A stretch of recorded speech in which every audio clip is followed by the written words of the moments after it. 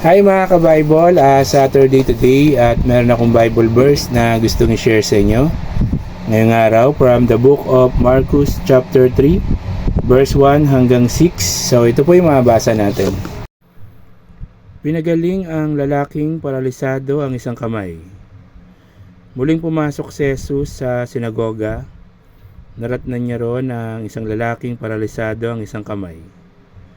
May ilang taong naroroon at inabangan kung pagagalingin ni Jesus ang lalaking iyon sa araw ng pamamahinga, upang may maiparatang sila laban sa kanya.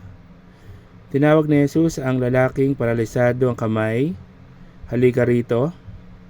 Pagkatapos tinanong naman niya ang mga tao, alin ba ang naayon sa kautusan? Ang gumawa ng mabuti o ang gumawa ng masama sa araw ng pamamahinga? Ang magligtas ng buhay o ang pumatay? Ngunit sila'y hindi sumagot. Tinignan ni Jesus ang mga tao nakapaligid sa kanya.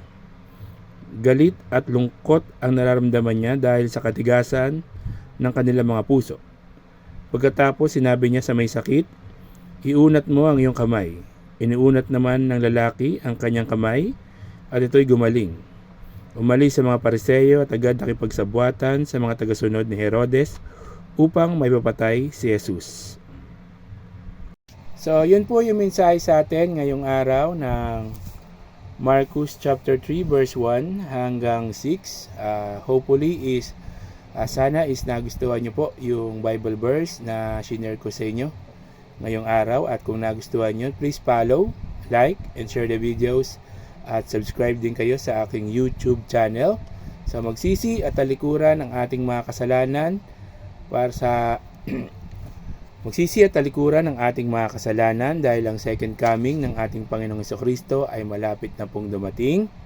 Magpabautismo sa tubig para sa kapatawaran ng kasalanan sa pangalan ng Panginoong Jesucristo. You cannot enter to the kingdom of God unless you become born again. So keep safe. God bless, and always remember, Jesus loves you. Bye-bye. Hi mga ka-Bible, Saturday today at meron akong Bible verse na gustong i-share sa inyo ngayong araw from the book of Marcus chapter 15 verse 1 hanggang 5. So ito po yung mabasa natin. Sa harapan ni Pilato, kinaumagahan nagpulong agad ang mga punong pari, mga pinuno ng bayan, mga tagapagturo ng kautusan, at di pa pang bumubuo ng Sanhedrin.